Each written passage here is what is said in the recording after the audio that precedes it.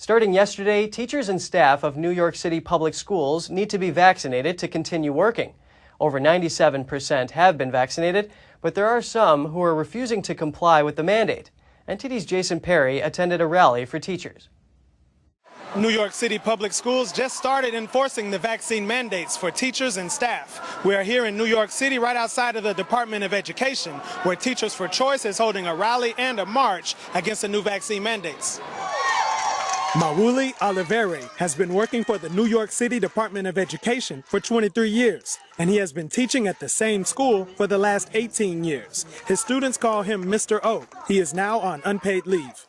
Mr. O always got on us because we were doing what was wrong. I told him that I love them, but you got to do what's right. So at the end of the day, I can't give them a message, do what's right, and then come out here and say, look, I got to follow with the crowd. I don't care if it's the governor. I don't care if it's the judge.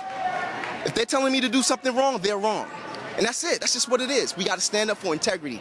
Be a man based on principle, not based on the crowd. How? Like, can you explain that? Because my daughter and my son are watching me.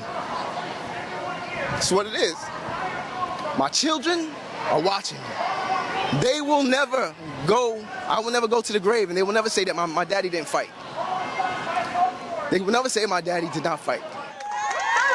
Tony Maraglia was also put on unpaid leave due to her decision not to get the vaccine. It's about freedom, and I'm fighting not only for myself and my colleagues, but for our children that I think is going to come to next. They're going to be mandated, and I don't think they should be. Others also voiced their concerns about the vaccine mandates. We are against medical tyranny. We are against medical apartheid. Fight for freedom. It's not about the vaccines. It's about freedom. Freedom and safety and common sense. We reached out to the New York City Department of Education for comment, but did not hear back before airtime.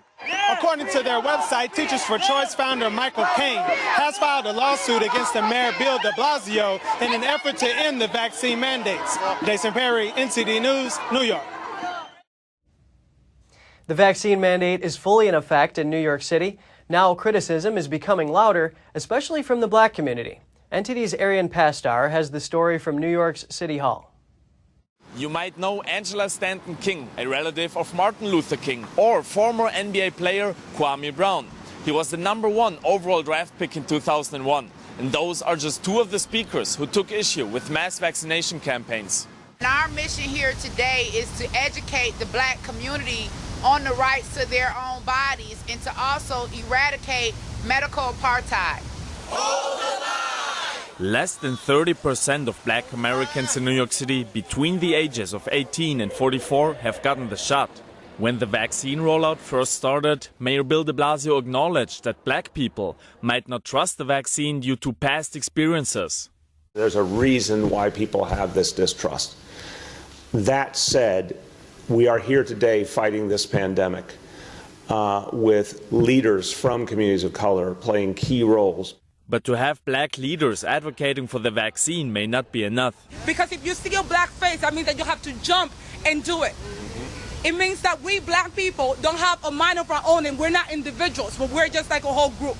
Many also pointed out that pro-vaccination information gets promoted by influential organizations.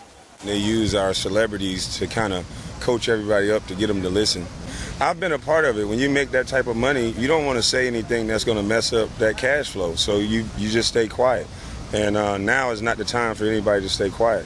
Different speakers agreed that the virus is widely reported on from only one side. They've used their ability just to promote propaganda. If the only way they can get people to comply is that they have people afraid. I think the first thing we need to do in order to get over the pandemic is start allowing people to hear the truth. We need to begin listening to other medical experts besides just Dr. Fauci and his particular cabinet. Fauci was recently asked whether he considered resigning over some of the false predictions he has made. He said he's not considering resignation. Arian Pastar, NTD News, New York.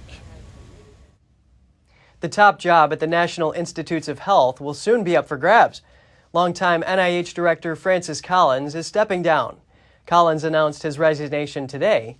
He plans to leave the post by the end of this year. Explaining the decision, he said he fundamentally believes no single person should serve in the position too long and that it's time to bring in a new scientist to lead the NIH into the future.